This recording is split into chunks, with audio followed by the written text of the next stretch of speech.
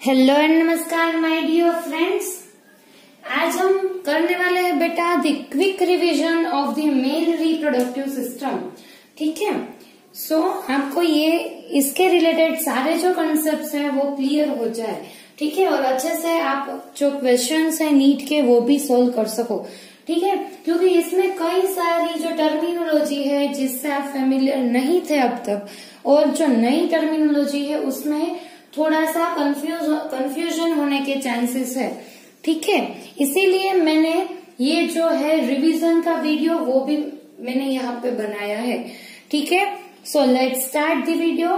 And so सबसे पहले हम जो सारे कई इम्पोर्टेंट टर्म्स है उसके बारे में देख लेते हैं। ठीक है, जो कि आपको मालूम ही है लेकिन फिर भी मैंने यहाँ पे लिख दिए हैं। सो the first is the gametogenesis, that means the synthesis of gametes. ठीक है, in male sperms and in female ovum। ये समझ में आ गया। अभी हम क्विक रिवीजन कर रहे हैं। ठीक है, यहीं पे फोकस रखना अपना। इंसेमिनेशन यानी कि transfer of sperms into female genital tract. ठीक है, this process is known as the insemination. ठीक है, स्पर्म्स की एंट्री कहाँ पे हो जाएगी? फीमेल जेनिटल ट्रैक्ट में।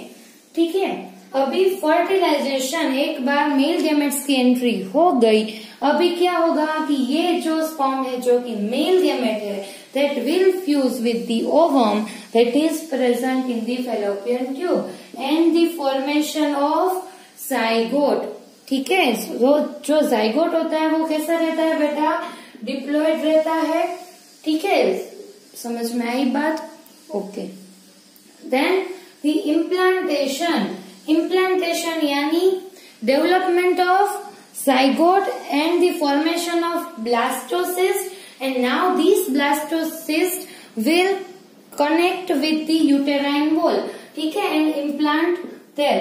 This process is known as the implantation. Now the gestation यानी कि एम्ब्रियोनिक डेवलपमेंट का जो टाइम है that is gestation in human, this time is around the 9 month to 10 month।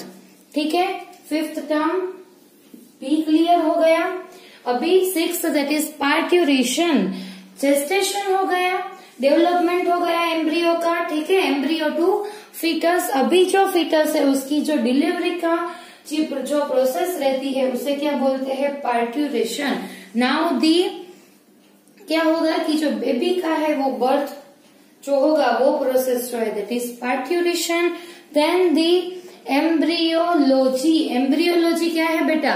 Embryonic development का जो study रहता है, branch of biology that study about the development of embryo. यानी कि आप बोल सकते हो कि फिटस डेवलपमेंट की जो स्टडी करती है ऐसी ब्रांच जो है बायोलॉजी की जिसे क्या बोलते हैं? एम्ब्रियोलॉजी। ठीक है, then the primary sex organs यानी कि ऐसे सेक्स ऑर्गन्स जो डायरेक्टली गैमेटोजेनेसिस में इन्वॉल्व है। किसमें इन्वॉल्व है बेटा? गैमेटोजेनेसिस में। इसे क्या बोलते हैं? Primary sex organ. अभी देख लो कि आप if we are talking about males then primary sex organ is testes। ठीक है, and if you are talking about female then primary sex organ is ovaries। ठीक है, और ओवेरी। समझ में आई बात? सो प्राइमरी सेक्स ऑर्गन के बारे में। अभी सेकेंडरी सेक्स ऑर्गन यानी कि ऐसे ऑर्गन्स जो कि गैमेटोजेनेसिस में इन्वॉल्व नहीं है लेकिन ये जो गैमेट्स फॉर्म हुए उसे फ्यूज होने में हेल्प करते हैं। किसमें? उसके फ्यूजन में हेल्प करते हैं, जिसे बोलते हैं सेकेंडरी सेक्स ऑर्गन। अभी आप मेल के बारे में बात कर रहे हो तो उसमें सेकेंडरी सेक्स ऑर्गन है epididymis, vas deferens, seminal vesicle, prostate, bulbourethral gland, penis etcetera. These sex organ help in the maturation of gametes, then the transfer of gametes। ठीक है, सो ये जो है that is secondary sex organ. Simple है बेटा, बहुत ज्यादा कुछ सोचने का नहीं है। जो ऑर्गन गैमेटोजेनेसिस में हेल्प करते हैं उससे प्राइमरी बोलते हैं, और जो बाकी के ऑर्गन्स है जो गैमेटोजेनेसिस में हेल्प नहीं करते वो उसका फंक्शन नहीं है, लेकिन जो गैमेट्स है उसको मैच्योर होने में, ट्रांसफर करने में, उसका फ्यूजन होने में हेल्प करते हो, उसे बोलते हैं सेकेंडरी सेक्स ऑर्गन। ठीक है। और अगर आप फीमेल की बात कर रहे हो तो उसमें आएगी यूट्रस। ठीक है, if you are talking about female then the uterus. ठीक है, फेलोपियन ट्यूब। सो ये सारे जो है that are secondary sex organ. ठीक है, क्लियर हो गई? इधर 1 2 3 4 5 6 7 8 9। ठीक है, सो ये सारे जो टर्म है वो आपको आने चाहिए। अभी let's move to the MRS यानी कि मेल रिप्रोडक्टिव सिस्टम। ठीक है, सो जब आप मेल रिप्रोडक्टिव सिस्टम के बारे में बात कर रहे हो तब आपको ये 4 चीजें याद रखनी है और इसके बारे में डिटेल में आपको मालूम होना चाहिए। ठीक है, सो ये 4 चीजें क्या है बेटा? मेन RO यानी रिवर्स ऑस्मोसिस की बात नहीं कर रही हूँ, RO यानी रिप्रोडक्टिव ऑर्गन। ठीक है, सो मेन रिप्रोडक्टिव ऑर्गन जो मेल रिप्रोडक्टिव सिस्टम में है दैट इज टेस्टिस, जो कि क्या करता है? स्पर्म का सिंथेसिस। ठीक है, नाउ दी एसेसरी डक्ट्स, मैंने आपको बताया था कि डक्ट्स क्या होती है बेटा? जो कि कुछ सिक्रेट नहीं करती लेकिन गैमेट्स को ट्रांसफर करने में हेल्प करती है, उसके मैच्योरेशन में, मोटिलिटी में, एक्टिवेशन में उसमें हेल्प करती है। ठीक है, सो ये जो सारी डक्ट्स है that are rete testis, vas efferentia, epididymis and vas deferens. So ये जो सारी डक्ट्स है वो मेल गैमेट्स जो है उसको आगे पास करेगी। ठीक है, उसके बारे में भी अभी हम क्विक रिवीजन करने वाले हैं ये सारे टर्म्स के बारे में। ठीक है, now accessory glands that secrete their secretions and help in the maturation, activation, increase the motility of male gametes. ठीक है, सो ये जो सारी ग्लैंड्स है that are seminal vesicle, prostate gland, bulbourethral gland, और जो बल्बोयूरेथ्रल ग्लैंड है उसका दूसरा नाम क्या है बेटा? कोपर्स ग्लैंड। ठीक है, सो इसके बारे में भी हम अभी क्विक रिवीजन कर लेंगे। Now the last that is external genitalia. ठीक है, हमने इसके बारे में बात कर ली, अभी इसके बारे में भी कर ली। अभी क्या है? External genitalia. ये टर्म क्या है बेटा? मेल रिप्रोडक्टिव सिस्टम में जो कि रिप्रोडक्टिव ऑर्गन्स है जो बॉडी के इनसाइड प्रेजेंट रहते हैं, यानी कि ये सारे ऑर्गन्स, एपिडाइडमिस, सेमिनल वेसिकल, ठीक है, ये जो सारे है prostate that are internal genitalia, क्योंकि ये मेल बॉडी के इनसाइड यानी कि अंदर की साइड प्रेजेंट है, मेल बॉडी में इनसाइड प्रेजेंट है। ठीक है, समझ में आ रही है बात? सो उसे क्या बोलते हैं बेटा? Internal genitalia. बट यहाँ पे हमने लिखा है एक्सटर्नल जेनिटलिया, क्योंकि इंटरनल जेनिटलिया सो जो ये सारे है इसके नाम हमने लिख लिए हैं। ठीक है, अभी एक्सटर्नल जेनिटलिया जिसमें इन्वॉल्व है पेनिस, यूरेथ्रा एंड स्क्रोटम, क्योंकि ये जो स्ट्रक्चर है वो बॉडी के आउटसाइड प्रेजेंट रहते हैं। ठीक है, सो ये जो सारे स्ट्रक्चर है रिप्रोडक्टिव ऑर्गन जो कि बॉडी के बाहर प्रेजेंट है, जिसे हम एक्सटर्नल जेनिटलिया बोलते हैं, जिसमें penis, urethra and scrotum sex involve है। इतना क्लियर हो गया बेटा? ठीक है, सो ये जो सारी 4 चीजें हैं वो आपको याद रखनी है। ठीक है बेटा, और यहीं पे कंसंट्रेट करना है वीडियो में, क्योंकि ये वीडियो मैंने सिर्फ और सिर्फ इसलिए बनाया है ताकि आपको अच्छे से रिवाइज हो जाए। ठीक है, कंप्लीट MRS।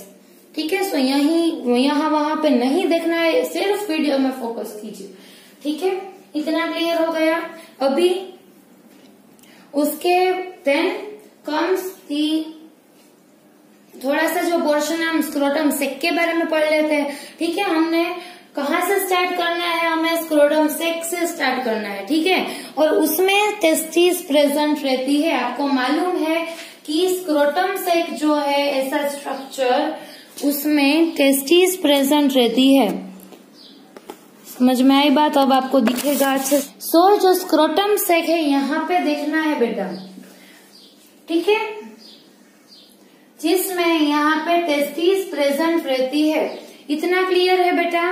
सो उसमें आप याद रख लो कि 3 मसल्स इंटरनली प्रेजेंट है that are dartos muscles, spermatic fascia and the cremaster muscles. ये क्या है बेटा? डार्टोज मसल उसका फंक्शन क्या है, 1 बाय 1 हम जो सारे स्ट्रक्चर है उसके फंक्शंस के बारे में देख लेते हैं। ठीक है, सो ये जो डायटोज मसल है ये टेस्टिस में टेम्परेचर मेंटेन करता है। क्या करता है बेटा, टेम्परेचर मेंटेन करता है। ठीक है, क्योंकि आपको मालूम है कि स्क्रोटम सैक में टेम्परेचर बॉडी के कंपेयर में 2 to 2.5 डिग्री सेंटीग्रेड लोअर रहता है, क्योंकि स्पर्मेटोजेनेसिस के लिए लोअर टेम्परेचर चाहिए, स्पेसिफिक टेम्परेचर चाहिए। ठीक है, so that's why testis are present extra abdominally into the scrotum sac. समझ में आई बात? ओके, सो स्क्रोटम सैक में इंटरनली डायटोज मसल जो है, जो कि ये जो टेम्परेचर रेगुलेशन का जो फंक्शन है उसमें हेल्प करते हैं। ठीक है, और क्या करेंगे, स्पर्मेटोजेनेसिस को प्रमोट करेंगे। ठीक है, समझ में आई बात? डायटोज मसल मैंने आपको ऑलरेडी इसके बारे में बताया है। ठीक है, ये टेम्परेचर रेगुलेशन में हेल्प करता है, जिससे स्पेसिफिक टेम्परेचर जो है वो स्क्रोटम सैक में मेंटेन हो जाए और जिससे स्पर्मेटोजेनेसिस जो है वो प्रमोट हो जाए। ठीक है, ये जो है function that is of dartos muscle, very very important, आपको याद रखना है। ठीक है बेटा, इसमें कंफ्यूज नहीं होना है। Okay, now the cremaster muscle, जो कि थर्ड मैंने यहाँ पे लिखा है, इसका फंक्शन क्या है बेटा क्रेमास्टर मसल का? ये जो है healthy and motile sperm produce करने में हेल्प करता है। कौन? Cremaster muscle. ठीक है, वो क्या करेगा, हेल्दी एंड मोटाइल, क्योंकि मोटिलिटी भी उतनी ही इम्पोर्टेंट है। जो स्पर्म है वो प्रोड्यूस करने में हेल्प करेगा। आई इस बात समझ में बेटा? ठीक है, ये जो क्रेमास्टर मसल एंड जो डायटोज मसल है, दोनों ही मिलके क्या करते हैं कि जो टेस्टिस है उसका टेम्परेचर रेगुलेट करते हैं। वो दोनों मिलके क्या करेंगे कि जो कोल्ड टेम्परेचर है उसमें टेस्टिस को और जो स्क्रोटम सैक है वो बॉडी की साइड टाइट हो जाएगा, और जब वार्म कंडीशन होगी तब ये स्क्रोटम सैक लूज हो जाएंगे। For the maintaining of temperature, मैं बार बार आपको बता रही हूँ, कंफ्यूज नहीं होना है। ये जो दोनों मसल है ये दोनों मिलके क्या करेंगे, जब कोल्ड एनवायरमेंट होगा तब स्क्रोटम सैक को टाइट कर देंगे, जिसकी वजह से क्या होगा कि जो टेस्टिस है वो बॉडी की साइड चले जाएंगे। ठीक है, ये जो स्क्रोटम सैक है वो अपर साइड चले जाएंगे जब टेम्परेचर लो है तब। ठीक है, कोल्ड कंडीशन जब है तब ये स्क्रोटम सैक अपसाइड हो जाएंगे, टाइट हो जाएंगे। क्यों? क्योंकि टेस्टिस जो है वो बॉडी के कांटेक्ट में हो जाए। ठीक है, उससे क्या होगा बेटा कि कोल्ड कंडीशन में टेम्परेचर डाउन है, ठीक है, लेकिन बॉडी का टेम्परेचर हाई होगा कभी भी। ठीक है, सो जो टेस्टिस है वो बॉडी के कांटेक्ट में आने की वजह से थोड़े से वार्म अप रहेंगे। ठीक है, so in cold condition scrotum sac will tighten up and testes come closer to the body। ठीक है, सो उसमें टेम्परेचर मेंटेन होगा, लेकिन जब वार्म कंडीशन है, टेम्परेचर हाई है, तब स्क्रोटम सैक लूज हो जाएंगे, जिससे क्या होगा कि ज्यादा से ज्यादा हीट जो है वो रिलीज कर सके। समझ में आई बात? सो ये दोनों मसल के बारे में आपको मालूम होना चाहिए। इतना क्लियर है बेटा? ठीक है, नाउ स्पर्मेटिक फेसिया, ये क्या है बेटा कि ये जो है स्पर्मेटिक फेसिया, जिसके बारे में ज्यादा आपको नहीं पढ़ना है, लेकिन उसके जो लेयर्स हैं वो क्या करते हैं, टेस्टिस को कवर करते हैं, स्पर्मेटिक कोड को इंटरनली कवर करते हैं। ठीक है, लेकिन आपको इसके बारे में डिटेल में नहीं कुछ पढ़ना है। ये क्या करते हैं, आप इतना याद रखो कि इट कवर्स द टेस्टिस। ठीक है, ये जो फेसिया है वो टेस्टिस को कवर करते हैं, कवरिंग प्रोवाइड करते हैं। ठीक है, इतना क्लियर हो गया बेटा? सो ये मैंने स्क्रोटम सैक के बारे में आपको बताया। फिर आपको मालूम है स्क्रोटम सेप्टम प्रेजेंट रहता है। स्क्रोटल सेप्टम कहाँ पे? यहाँ पे इंटरनली, जिसको स्क्रोटम सेप्टम बोलते हैं, और एक्सटर्नली जिसको बोलते हैं स्क्रोटम राफे। याद है बेटा आपको? फिर मैंने और एक बात बताई थी कि जो लोअर साइड का जो टेस्टिस है वो कंपेयर में राइट साइड के टेस्टिस के कंपेयर में थोड़ा सा लोअर रहता है लेफ्ट साइड का। यहाँ पे ये उल्टा ड्रॉ अभी हो गया है, ठीक है, लेकिन ये वाला जो है लेफ्ट वो थोड़ा सा नीचे रहेगा, राइट वाला जो है वो थोड़ा सा ऊपर की साइड रहेगा, ठीक है। सो ये जो है ये सारी बातें आपको मालूम है। फिर मैंने आपको ये बताया था कि जो ये गोनेड्स है उसका सिंथेसिस जो बेबी है उसमें कब होता है बेटा? 7th to 8th week of the pregnancy, ठीक है। जब कोई लेडी जब प्रेग्नेंट है उसकी जो यूटेरस है उसमें बेबी है, ठीक है, उसमें जो गोनेड्स है उसका फॉर्मेशन स्टार्ट होता है about 7th to 8th week, ठीक है। याद रखना, important question of the pregnancy, ठीक है। लेकिन at the time of birth और एट द 7th और 8th मंथ ये जो गोनेड्स है वो नीचे की साइड इंग्यूइनल कैनाल के थ्रू कहाँ पे आ जाते हैं बेटा? स्क्रोटम सेक में आ जाते हैं, ठीक है। मैंने आपको बताया था कि एब्डोमिनल रीजन और स्क्रोटम सेक के बीच में इंग्यूइनल कैनाल रहती है जिसमें से स्पर्मेटिक कॉर्ड पास होती है, ठीक है। अभी मैं आपको इसके बारे में भी आगे बताती हूँ, ठीक है, टेस्टिस के पोर्शन में, ठीक है। सो ये जो टेस्टिस है at the time of birth और द 7th और 8th month of the pregnancy ये एब्डोमिन रीजन में से पास होके एक्स्ट्रा एब्डोमिनल रीजन में यानी कि स्क्रोटम सेक में एंटर हो जाते हैं, याद है बेटा आपको। लेकिन FRS में यानी कि फीमेल रिप्रोडक्टिव सिस्टम में ऐसा नहीं होता। फीमेल रिप्रोडक्टिव सिस्टम में जो ओवेरीज है जो कि फीमेल गोनेड्स है वो एब्डोमिन एरिया में ही रहते हैं, ठीक है, इतना क्लियर हो गया। लेकिन मेल रिप्रोडक्टिव सिस्टम में ये जो टेस्टिस है वो ट्रांसफर होके यहाँ पे आ जाते हैं, क्लियर इतना? ओके। सो अभी one more term is there that is cryptorchidism. ये क्या है बेटा? क्रिप्टोर्किडिज्म और अनडिसेंडेड टेस्टिस, यानी कि क्या होता है कि जब ये टेस्टिस है वो मैच्योर होके स्क्रोटम सेक में आ जाता है at the time of birth, लेकिन कई सारे जो बेबीज है उसमें क्या देखा गया है बेटा कि ये जो टेस्टिस है वो सक्सेसफुली स्क्रोटम सेक में एंटर नहीं हो पाते, यानी कि ये जो टेस्टिस है वो एब्डोमिन रीजन में ही रह जाते हैं, स्क्रोटम सेक है उसमें टेस्टिस नहीं आते, यानी कि स्क्रोटम सेक जो है वो एम्प्टी रह जाते हैं। ये जो कंडीशन है जिसमें टेस्टिस जो है स्क्रोटम सेक में नहीं आ पाते उसे बोलते हैं क्रिप्टोर्किडिज्म। ये बहुत ही इम्पोर्टेंट टर्म है, ठीक है। ऐसे कई सारे बच्चों में देखा गया है, ठीक है, लेकिन ये सारे जो बच्चे हैं उसमें नेचुरली जो डॉक्टर्स है वो बोलते हैं कि वेट कीजिए आप, ज्यादा कुछ दिक्कत की बात नहीं है, ये थोड़े से टाइम में ही ट्रांसफर होके आ जाते हैं, ठीक है। लेकिन अगर ऐसा नहीं होता फिर उसकी कई सारी और भी मेथड्स अवेलेबल है, ठीक है। सो इसके बारे में डिटेल में नहीं जानना है आपको, इतना याद रखो कि क्रिप्टोर्किडिज्म क्या है, ठीक है, क्लियर इतना।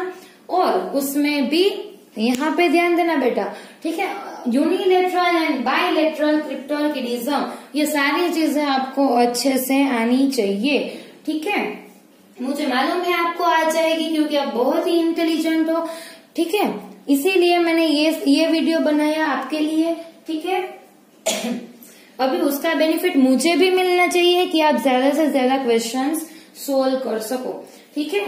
यूनिलेटरल एंड बायलेटरल क्रिप्टोर्किडिज्म यानी कि एक जो स्क्रोटम सेक है, यहाँ पे देख लो, एक जो स्क्रोटम सेक है उसमें एक साइड का जो मेल गोनेड है टेस्टिस है वो आ गया है, लेकिन दूसरी साइड में नहीं आया है, यानी कि वन इज एम्प्टी, उसे बोलते हैं यूनिलेटरल। और बायलेटरल में दोनों ही टेस्टिस यहाँ पे नहीं आ सके, यानी कि दोनों ही जो स्क्रोटम सेक्स है बोथ आर एम्प्टी, जिसे बोलते हैं बायलेटरल क्रिप्टोर्किडिज्म।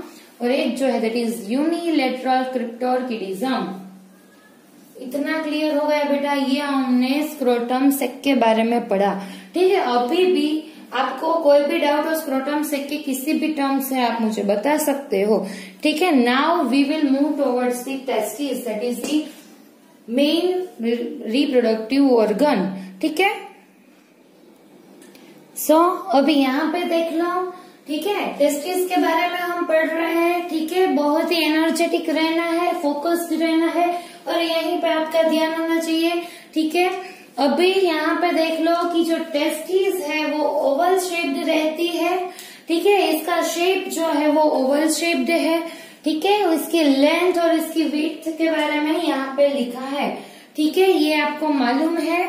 ये उसकी जो आउटसाइड जो कैरेक्टरिस्टिक्स है उसके बारे में बात कर ली। अभी इंटरनली इसमें क्या प्रेजेंट है, ये कैसे दिखती है, कैसे ये स्पर्मेटोजेनेसिस का फंक्शन परफॉर्म करती है, इसके बारे में अभी हमें पढ़ना है, ठीक है। Now the first is spermatic code. Spermatic code क्या है बेटा? स्पर्मेटिक कोड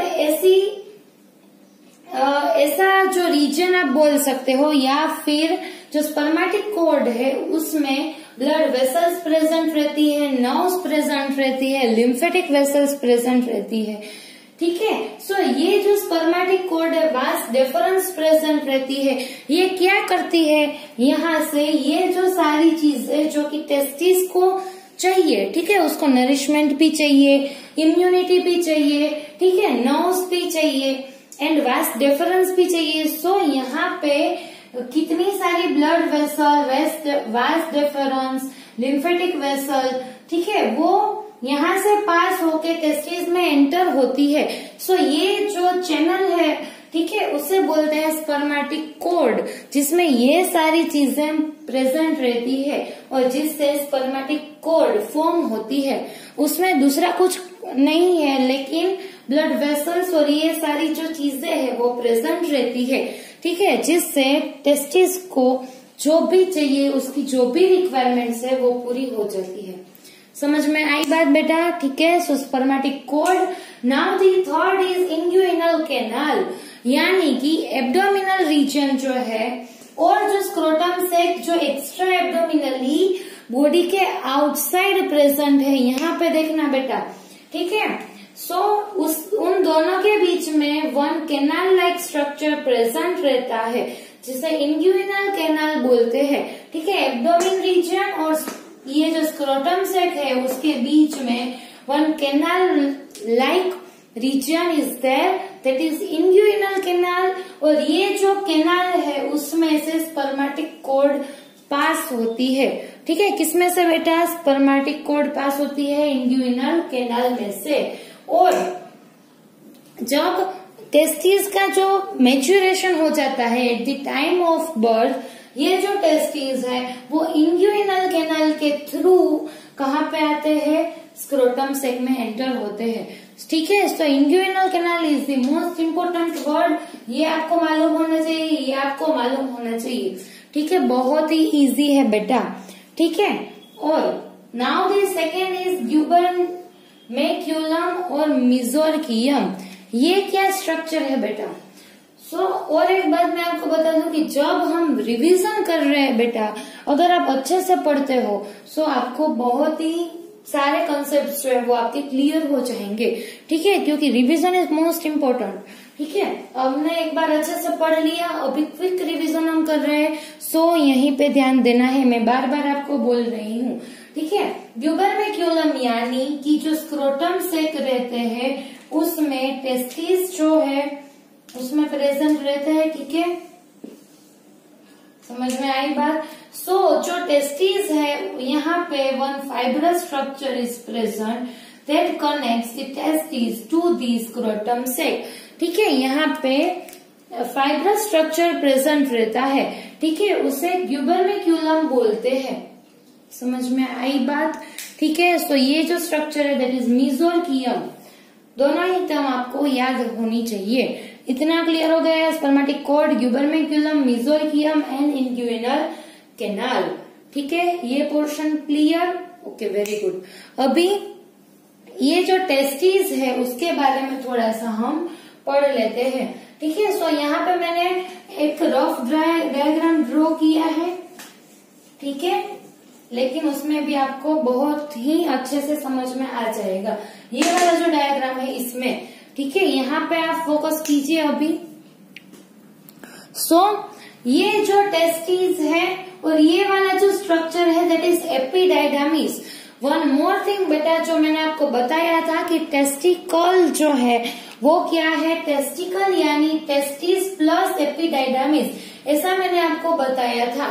ठीक है, उसमें अगर आपको कंफ्यूजन है तो ध्यान से देख लो कि जो टेस्टिकल है, ठीक है, ऐसा भी बोलते हैं लोग कि जो टेस्टिस है उसका दूसरा नाम है टेस्टिकल। ठीक है, इसमें कोई गलत बात नहीं है, टेस्टिस को टेस्टिकल भी बोलते हैं। लेकिन अगर आप अच्छे से पढ़ रहे हो बेटा, तब आपको मालूम होना चाहिए कि ये जो कंप्लीट स्ट्रक्चर है उसे टेस्टिकल बोलते हैं। यानी कि जब आपको कोई बोले कि टेस्टिकल का डायग्राम ड्रॉ कीजिए, तब इसमें एपिडाइडामिस का रीजन भी आ जाएगा। ठीक है, टेस्टिकल यानी टेस्टिस प्लस एपिडाइडामिस, ये आपको मालूम होना चाहिए। ठीक है, अभी यहाँ पे देख लो कि ये जो टेस्टिस है इसका जो आउटर कवरिंग है दैट इज ट्यूनिका वेगिनालिस। मैंने आपको बताया था, आपको याद होना चाहिए कितने कवर्स है वहां पे, लेयर्स प्रेजेंट है, 3 लेयर्स प्रेजेंट है। The outer layer is tunica vaginalis. ठीक है, यहाँ पे ब्लू कलर जो मैंने बताया है, ठीक है, ये वाला ट्यूनिका वेगिनालिस, फिर बीच वाला जो है ये ट्यूनिका अल्ब्यूगिनिया, और जो इनर वाला है दैट इज ट्यूनिका वास्क्यूलोसा। बहुत इजी टर्म्स है बेटा। और अगर आप ये जो ट्यूनिका वेगिनालिस है उसको जूम करके देखते हो तो उसमें भी 2 लेयर्स है, outer layer is parietal and inner layer is visceral layer. ठीक है, और बीच में जो कैविटी है जिसे हम कैविटी बोलते हैं, बहुत इजी। ठीक है, वेगिनालिस, अल्ब्यूगिनिया, वास्क्यूलोसा, मेरे साथ आप भी बोलते जाओ। ठीक है, आपको याद है, मुझे मालूम है। ठीक है, अभी जो वास्क्यूलोसा है वो क्या करते हैं बेटा, लोब्यूल्स को कवर करते हैं। लोब्यूल्स कितने होते हैं बेटा, 250। ठीक है, टेस्टिस में। ठीक है, और जो एक लोब्यूल है उसमें कितनी सेमिनिफेरस ट्यूब्यूल रहती है, 1 से 3। ठीक है, ये जो लोब्यूल है उसमें यहाँ पे सेमिनिफेरस ट्यूब्यूल प्रेजेंट रहती है, जिसका फंक्शन क्या है बेटा, स्पर्मेटोजेनेसिस। इस तरीके से पढ़ना है। ठीक है, क्वेश्चंस खुद से ही पूछते जाओ, आंसर मिलता जाएगा। ठीक है, यहाँ सेमिनिफेरस ट्यूब्यूल है अगर आपने पढ़ा है तो। ठीक है, सो ये जो है वो स्पर्मेटोजेनेसिस की फंक्शन करती है। फिर यहाँ जो लोब्यूल्स के एपिक्स यानी कि ये वाला जो रीजन है वहां से बाहर निकल के कंबाइन होके एक जो स्ट्रक्चर है वो बना लेती है, जिससे हम क्या बोलते हैं बेटा, ये जो स्ट्रक्चर है दैट इज रेटेटेस्टिस। याद है आपको? ठीक है, सो ये जो स्ट्रक्चर है जिसे रेटेटेस्टिस बोलते हैं। और एक बात कि यहाँ पे जो ये पीछे वाला जो पोस्टीरियर रीजन होता है टेस्टिस का, जिसे क्या बोलते हैं बेटा, मीडियास्टिनम टेस्टिस। क्यों ऐसा बोलते हैं, क्योंकि जो बीच वाला लेयर है ट्यूनिका अल्ब्यूगिनिया, यहाँ पे ध्यान देना, कहीं खो मत जाना। ट्यूनिका अल्ब्यूगिनिया जो है वो पीछे की साइड जाके डेंस फिब्रस वाइटिस स्ट्रक्चर जो है वो फॉर्म कर लेता है, जिसे मीडियास्टिनम टेस्टिस बोलते हैं। ठीक है, और ये जो रीजन है दैट इज रेटेटेस्टिस, वो कहाँ पे प्रेजेंट है, मीडियास्टिनम टेस्टिस। ठीक है, समझ में आई बात? अभी जो ये रेटेटेस्टिस है जिसमें से फर्दर आगे ट्यूब निकलती है जिसे बोलते हैं वास एफरेंशिया, और इसका नंबर कितना है बेटा, 10 to 20। ये जो ट्यूब है दैट इज वास एफरेंशिया, और यहाँ पे जो ट्यूब थी दैट इज स्ट्रेट ट्यूब। ठीक है, और ट्यूब्यूलर एक्टी इसे भी बोलते हैं। ठीक है, स्ट्रेट ट्यूब भी चलेगा। सो यहाँ से रेटेटेस्टिस में से निकल रही है वास एफरेंशिया। अभी वास एफरेंशिया कहाँ पे जाएगी बेटा, आगे जाके यहाँ पे कॉइल्ड स्ट्रक्चर फॉर्म कर देगी। ठीक है, जो कि क्या है, हेड ऑफ एपिडाइडामिस। ठीक है, ये कंबाइन जो ये कंप्लीट जो स्ट्रक्चर है दैट इज ऑफ एपिडाइडामिस। ठीक है, समझ में आई बात? और एपिडाइडामिस का जो अपर का कॉइल्ड पोर्शन है that is head of epididymis, और जो लोअर पोर्शन है that is tail of epididymis. ठीक है, अभी एपिडाइडर्मिस में जो अपर पोर्शन है that is highly coiled, middle जो पोर्शन है उसमें थोड़ी सी कोयलिंग रिड्यूस हो जाती है, कम हो जाती है, और जो लास्ट वाला पोर्शन है जिसमें ज्यादा कोयलिंग प्रेजेंट नहीं रहती, कोइल्ड स्ट्रक्चर नहीं रहता। ठीक है, सो ये जो अपर पोर्शन है दैट इज क्यूडा एपिडाइडर्मिस, नहीं क्या बोलते हैं उसे, कैप्यूट एपिडाइडर्मिस। वेरी गुड, ये जो स्ट्रक्चर है दैट इज कैप्यूट एपिडाइडर्मिस, ये जो मिडल वाला स्ट्रक्चर है दैट इज कॉर्पस एपिडाइडर्मिस, और जो लास्ट वाला ये जो स्ट्रक्चर है दैट इज क्यूडा एपिडाइडर्मिस। समझ में आई बात? कैप्यूट, कॉर्पस, क्यूडा। ठीक है, एपिडाइडर्मिस के 3 पोर्शन है। अभी कैप्यूट का दूसरा नाम क्या है बेटा? ग्लोबस मेजर, अपर वाला है और हाईली कॉइल्ड है, इसीलिए इसे बोल दो ग्लोबस मेजर। फिर इसे क्या बोलोगे? Globus minor. वेरी गुड, बहुत अच्छे से पढ़ा है। ठीक है, अभी एपिडाइडर्मिस जो इसका फंक्शन क्या है बेटा? मैच्योरेशन का फंक्शन है। ये जो है जो स्पर्म्स रहते हैं उसे स्टोर करता है। ठीक है, अभी जो क्यूडा एपिडाइडर्मिस है जिसमें से क्या अराइज हो रही है बेटा? वास डिफरेंस अराइज हो रही है जो स्पर्म को आगे ले जाएगी। ठीक है, वास डिफरेंस। इतना क्लियर है बेटा? बहुत इजी है एंड बहुत ही इम्पोर्टेंट है। ठीक है, अभी एक और डायग्राम हमें देखना है। कौन सा डायग्राम बेटा? ये जो मैंने यहाँ पे बना के रखा है, और मार्टोगोनिया। ठीक है, थोड़ी सी स्पेस रह गई यहाँ पे। ठीक है, सो ये वाला जो डायग्राम है ये किसका डायग्राम है बेटा? वेरी गुड, सेमिनिफेरस ट्यूब्यूल का। कहाँ पे प्रेजेंट थी? लोब्यूल्स में प्रेजेंट थी। ठीक है, सो टोटल कितनी रहती है टेस्टिस में? अराउंड 752,000 तक सेमिनिफेरस ट्यूब्यूल प्रेजेंट रहती है। अभी यहाँ पे जो सेमिनिफेरस ट्यूब्यूल है, ठीक है, उसके स्ट्रक्चर के बारे में हम पढ़ लेते हैं। सो ये जो सेमिनिफेरस ट्यूब्यूल है उसका सेक्शनल व्यू मैंने यहाँ पे ड्रॉ किया है, देख लो अच्छे से। ठीक है, बी एनर्जेटिक। सो यहाँ पे जो सेमिनिफेरस ट्यूब्यूल है, ठीक है, उसके इनसाइड यानी कि अंदर की साइड 2 तरीके के सेल्स प्रेजेंट रहते हैं। मैंने आपको बताया था बेटा कि जो सेमिनिफेरस ट्यूब्यूल है उसके इनसाइड 2 तरीके के सेल्स प्रेजेंट रहते हैं। ठीक है, सो उसमें वन इज स्पर्माटोगोनिया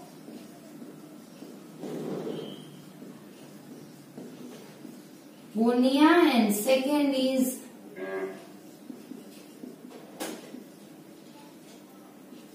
सर्टोलिक सेल्स। ठीक है, स्पर्मेटोगोनिया यानी कि मेल जर्म सेल, ये क्या करते हैं? स्पर्मेटोगोनिया स्पर्म्स को सिंथेसाइज करते हैं। कहाँ पे दिखा है मैंने बेटा? यहाँ पे जो ब्लू कलर के सेल्स है सारे, दैट आर स्पर्मेटोगोनिया। ठीक है, वो क्या करेंगे? सिंथेसाइज करेंगे, स्पर्म की सिंथेसिस कर लेंगे। ठीक है, अभी आपको अच्छे से दिखेगा यहाँ पे ये वाला जो स्ट्रक्चर है, इसमें ब्लू कलर्ड जो सेल है यहाँ पे, ठीक है, that are spermatogonia that synthesize sperm. And second is Sertoli cells, यानी कि ये जो रेड कलर के सेल्स है दैट आर सर्टोली सेल्स। ठीक है, जो कि है नर्स सेल्स। मैंने अगले ही लेक्चर में आपको बताया बेटा। ठीक है, स्पर्मेटोगोनिया यानी कि मेल जर्म सेल्स जो कि स्पर्म का सिंथेसिस करते हैं। सर्टोली सेल्स जो कि नर्स सेल है जो कि स्पर्म्स को नरिशमेंट प्रोवाइड करते हैं। मैंने यहाँ पे स्पर्मेटोजुआ बीच में दिखाए हैं रेड कलर्ड। ठीक है, इतना क्लियर हो गया बेटा? सो ये जो है सेमिनिफेरस ट्यूब्यूल। अभी ये जो सेमिनिफेरस ट्यूब्यूल्स है उसके बीच में थोड़ी सी स्पेस प्रेजेंट रहती है जिसे बोलते हैं इंटरस्टिशियल स्पेस, और यू कैन से जो स्पेस है उसमें भी एक तरीके के सेल्स प्रेजेंट रहते हैं जिसे बोलते हैं लेडिक सेल्स, और you can say interstitial cells. कहाँ पे प्रेजेंट रहते हैं बेटा? ये जो स्पेस है सेमिनिफेरस ट्यूब्यूल के बीच में, वहां पे प्रेजेंट रहते हैं। ब्लैक कलर्ड सेल मैंने यहाँ पे आपको दिखाए हैं। ठीक है बेटा।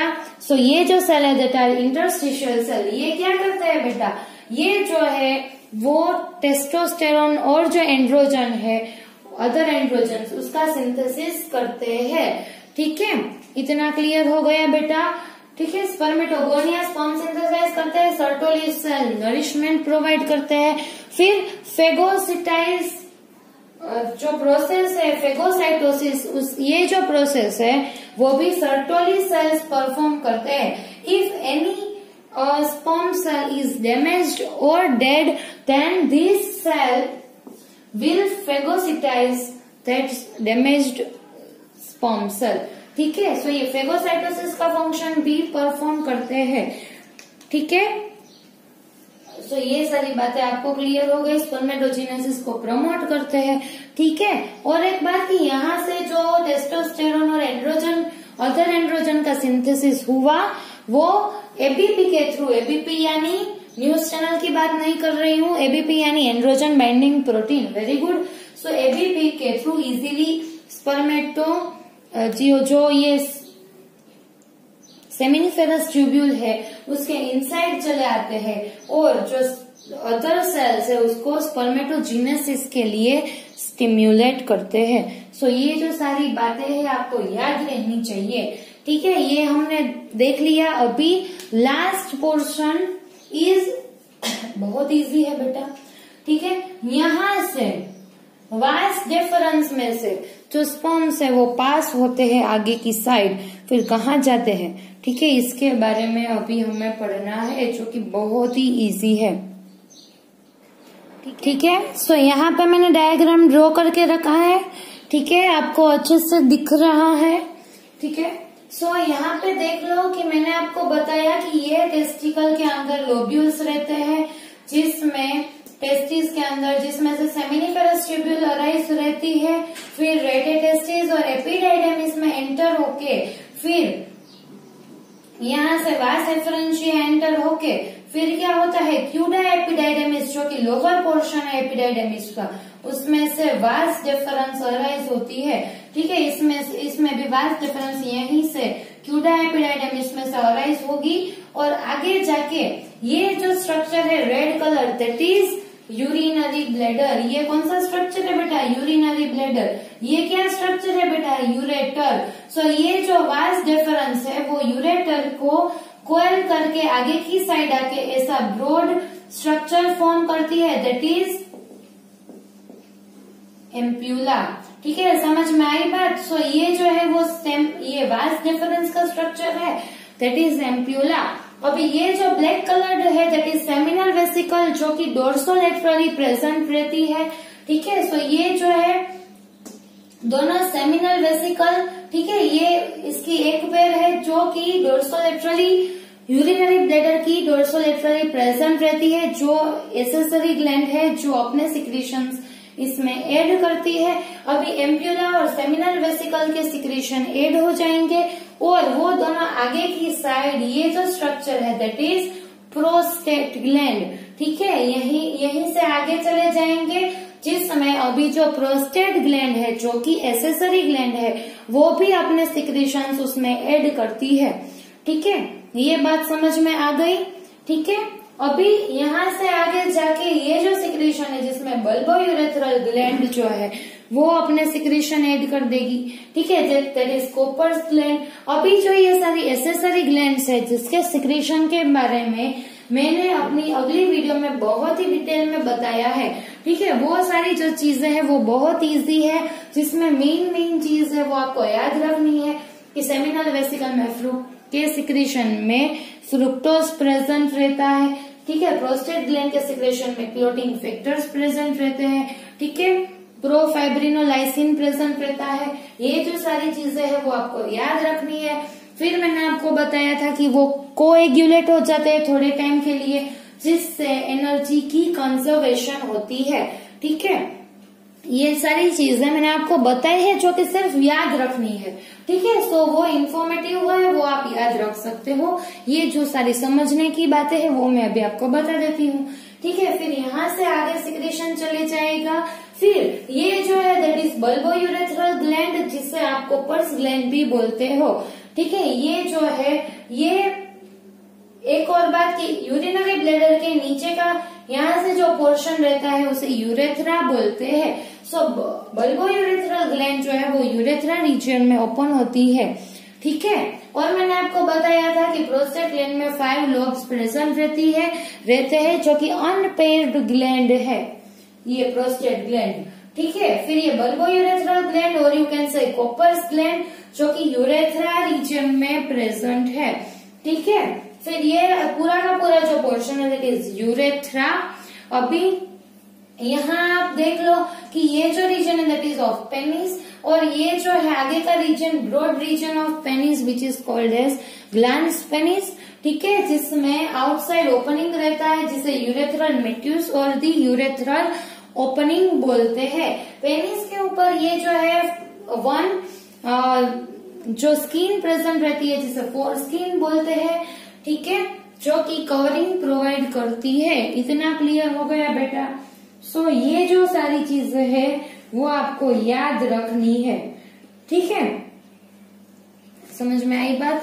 और जो सारी ग्लैंड है उसके सिक्रीशन के बारे में आपको याद रखना है। सो ये जो पेनिस है उसमें भी कई सारे पोर्शंस है, लेकिन उतना डिटेल में आपको नहीं आएगा। अभी भी मैं देख रही हूँ इसके क्वेश्चंस के बारे में।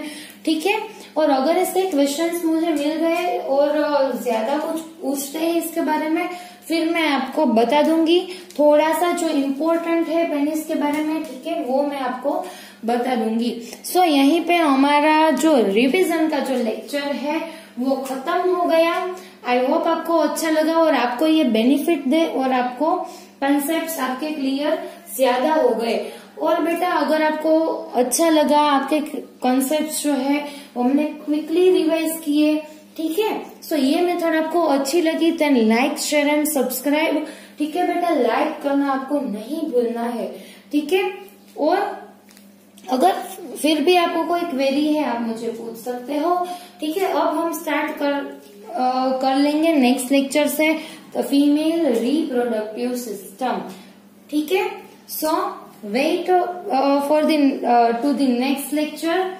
ठीक है, and thank you so much for watching this video. Thank you बेटा।